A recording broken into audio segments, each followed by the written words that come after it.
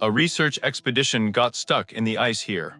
Despite the fatigue of the crew, Captain Anderson is determined to get to the North Pole, no matter how many subordinates are killed. As soon as it got dark, the sailors noticed a bonfire nearby. Moving out to investigate, they find a dog sled, blood-soaked snow, and a wounded man. And nearby there is a roar of some kind of monster. When a mysterious silhouette approaches, they open fire. But bullets don't stop the creature. Having survived the second salvo, it goes into melee, throwing the sailors like children's toys. The monster demands to give him the wounded man. The Exo pulls out a new powerful gun, with which he manages to throw the creature overboard. But even that doesn't kill him. When the sailors remove the ladder, the monster single-handedly turns the ship over. This energy would be used for peaceful purposes. Undeterred, the captain shoots into the ice under the monster's feet. When it is cracked, the monster plunges into the cold waters of the Arctic Ocean. But the man rescued from persecution is sure that the creature will come back and kill everyone if necessary, because it cannot die. Such a universal bug. The wounded man asks to give it to the monster in order to save the rest of the crew. The man says that his name is Victor Frankenstein, and that he created this unkillable creature. The story is transferred to the past, when young Victor lived with his parents. His father was a baron, a surgeon, and a powerful man, and his mother was a rich heiress of a once noble family, subordinate to her husband entirely. The young man diligently studied the science of medicine under the strict supervision of the patriarch. However, the rich experience of his father's healing turned out to be useless when his wife, Victor's mother, began to give birth to a second child. The birth took place with complications, from which the woman died. Only the baby was saved.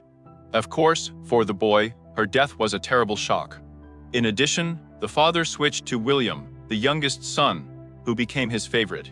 Accused of not being able to save his wife, despite all his scholarship, young Victor vows to defeat death itself.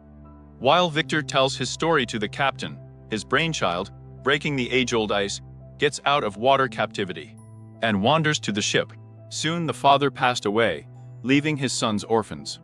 After that, Victor goes to the Royal College to study medicine in order to fulfill his oath. He presents to the Educational Council his project of resurrecting dead tissues with the help of an electric charge. To demonstrate, he uses a prototype of RoboCop, parts of the fresh dead sewn together. Victor manages to make the sample move under the influence of current. Retrograde pundits take the job for some kind of hoax worthy of an unscientific institution, but a nomadic fair. And he is fired. Victor meets Heinrich Harlander. Henry's niece Elizabeth is going to marry William, Victor's brother. And the man himself is interested in the scientific work of a medic, in particular, chips with the revival of the dead. While visiting a new friend, Victor learns that Henry has made a fortune in the arms trade. The host shows the guest a copy of the human lymphatic system that complements the cardiovascular system. This may help with further research. Heinrich offers Victor to sponsor his research in order to defeat death in theory and achieve eternal life. The conversation is interrupted by a visit from William and Elizabeth. Getting acquainted with his brother's fiancée, Victor notices that she is very similar to their deceased mother. In the north, Victor is forced to interrupt his story, coughing up blood. The captain is informed that the sailor saw a surviving monster in the fog. The alarm level is rising among the crew. They want to leave Frankenstein overboard, but the captain is strongly opposed. Henry provided Victor with a separate building for his experiments. Examining it, Frankenstein plans what else he will need. Then, he collects working material from criminals sentenced to execution. Examines them in front of the scaffold to pick up fresh corpses without leaving the cash register. While doing necroscoping, the scientist meets Elizabeth at the bazaar. They go to a restaurant where they discuss literature. The girl prefers biology textbooks.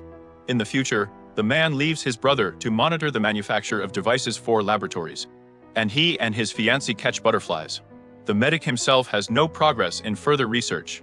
Soon, Henry hints to Victor in plain text that he is running out of patience. The result is needed within a week. While the scientist is busy with work, Elizabeth visits him. Admire the dissected corpse and declare that nothing can be between them because she is given to another and will be faithful to him forever. Experiencing an Archimedean parting in the bath, Victor dawns about mirror symmetry. He rearranges the current conducting needles, changing the polarity, and the corpse begins to move. Rejoicing at his success, the scientist goes with Henry to the battlefield to collect a bloody harvest of fresh corpses. Transporting them to the laboratory, Victor begins to shred the bodies into pieces, assembling his own creation from this creepy Lego constructor. The work is boiling at a stack-enough pace, and the medic throws unnecessary scraps directly into the ocean, through a special chute in the basement. When everything is ready, Victor connects a galvanic cell to the body sewn from different pieces. But nothing happens. The battery power is not enough. When lightning flashes outside the window, the scientist decides to use its discharge to resuscitate the composite deceased. Trying to tell Henry about this idea, the doctor learns that his patron is dying of syphilis. He doesn't have long left. Henry wants Victor to resurrect him with the help of his knowledge, but he refuses. Clinical trials, unlike clinical idiots, are necessary. After waiting for bad weather, Frankenstein climbs to the very top of the tower to install a silver lightning rod for transmitting natural electricity. When he goes down to the attic to set up the energy transmitters, Heinrich appears. He convinces Victor to revive him, but he is adamant. The sponsor's organs are already affected by the disease. Blackmailing the scientist, Henry threatens to break one of the silver tips, but with him, he falls into a technical shaft and breaks. Despite the damage to the tip, Victor decides to use it. He activates the lightning rod, aiming the transmitter at the patchwork creature prepared for the experiment.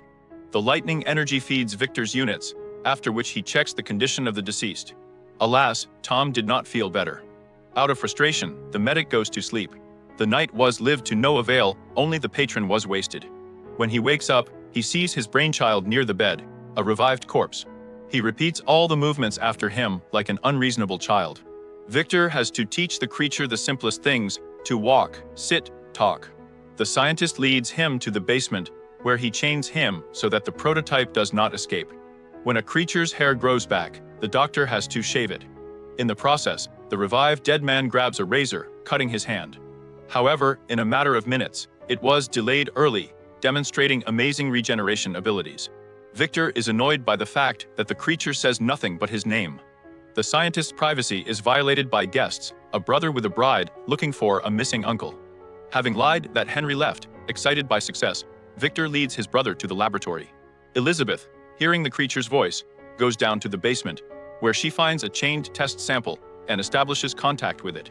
William tells his brother that the scientific community wants him back, but he is not up to regalia now. When Elizabeth gets up and asks who is in the basement, the scientist says that his experiment was a success, and shows the creature personally.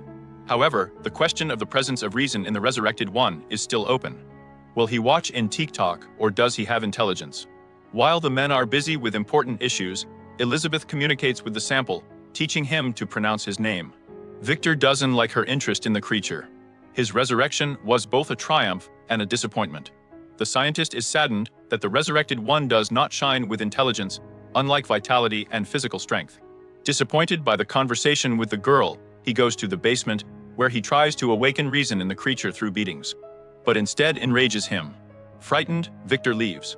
In the morning, he confesses to his brother that he made a mistake by resurrecting the creature. He says the monster killed Heinrich. This is an excuse to send William and his fiancée away under the pretext of security. The medic himself pours flammable liquids in the laboratory to burn everything. He is also ready to burn the monster in the basement if he does not learn at least one new word. But when he calls Elizabeth's name, Victor, in a fit of jealousy, decides to start a fire anyway. Throwing a match, Frankenstein goes outside. The flame slowly spreads over the spilled fuel, surrounding the frightened creature, crying out to its creator. Having come to his senses, he runs back, but the containers with liquid explode, throwing the scientist away and damaging his leg. This is how the returning guests find him. They watch as the laboratory building collapses, burying the miracle of science. A creature bursts into the captain's cabin, interrupting Victor. After learning that the creator tells stories about him, the monster who learned to speak decided to tell Anderson his story. During the fire, the creature showed remarkable physical strength to break the shackles and dump through the tunnel, where the useless parts of the dead were thrown out. You could say it's a family tradition. When a building collapses, it is in coastal waters, where it goes to the bottom. When the surf threw the creature ashore, he wakes up and wanders into the unknown of a brave new world. Unusual after the torture chambers. Having found human remains in the forest, the monster wraps up his cloak to dress up. Having stumbled upon deer, he learns to eat berries when shots are fired. Hunters, mistaking the creature for a game that needs to be rubbed, wound it. The creature escapes. His wounds heal quickly, and he himself gets to the old farm, inside which he hides. In the morning, the owners return, including hunters who mistook him for a bear yesterday. Hiding in the barn, the creature watches as the girl takes care of the blind grandfather, and he teaches her to read and write. So the monster slowly learns the language. Having become attached to this family, he secretly helps them by collecting firewood and subordinating the fence. In response, the farmers leave him an offering as the spirit of the forest. However, when wolves attack the farm to steal the sheep, the creature sees the head of the family shooting them. He understands that some living beings are hated just for who they are. After that, the peasants go to winter. Leaving only a stubborn old man, he does not want to leave the house. Seizing the moment, the creature enters the house to appear before the blind old eyes. Although he has not really learned to speak yet, he and the old man manage to establish communication. The elder, recognizing the spirit of the forest hiding in the barn, offers him to stay alive. At the same time, he teaches him to read. Fortunately, there were plenty of books in the farmer's hut for some reason. Having pumped communication skills in literature, the creature begins to ask questions. Who is he? To solve an existential crisis, he returns to the ruins of Frankenstein's laboratory, hoping to find answers there. After finding the scientist's notes, the monster realized that it was different from a human. This thought caused him suffering. After finding a letter with the address of his creator Victor, he decides to visit him to understand why he created it. Upon returning to the farm, the creature is waiting for another unpleasant news. The wolves had killed his only friend. As they say, don't feed the wolf as much as you can. And he wants to devour a blind old man. Predators attack the monster, but thanks to his strength and vitality, he manages to send the forest orderlies to the morgue. Some with special cruelty. Returning to the dying old man, the creature says that he has learned the truth about himself. He's Frankenstein's man-made monster. At this moment, the relatives of the old man appear. Deciding that the monster has killed him, they attack him. The monster kills one in self-defense, after which they leave the house.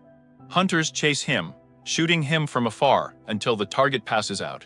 Waking up at night with healed wounds, the creature decides to visit its creator. Victor, having lost his leg in a fire, is preparing for his brother's wedding when he notices his creation in the chambers.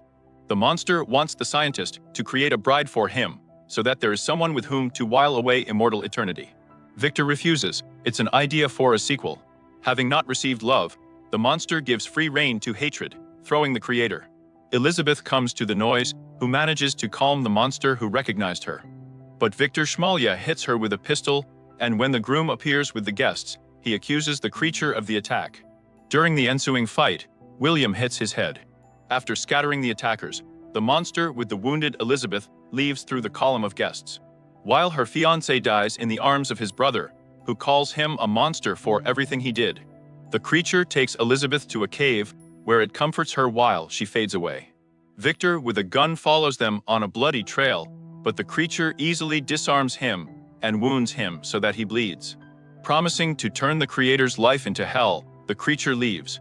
The scientist rushes after him with a gun. So begins the chase that led them into the polar ice. At sunset, the monster attacks Victor's camp, sleeping in a tent and cutting the scientist among the eternal snows so that he bleeds. He then suggests that he ignite dynamite in the hope that it will kill him. But if not, the creation will return for the creator. Again. As practice has shown, the explosives did not work. The story returns to the cabin. The dying Victor, having learned the history of the creature, asks him for forgiveness, and he forgives the creator before he died. The captain then takes the monster outside, telling his men to let him pass. After leaving the ship, the creature pushes him out of the ice trap into the sea with inhuman force. Deciding that they have had enough of adventures, the captain tells them to keep heading home. Frankenstein's monster goes through the white silence into a new dawn, finding peace of mind.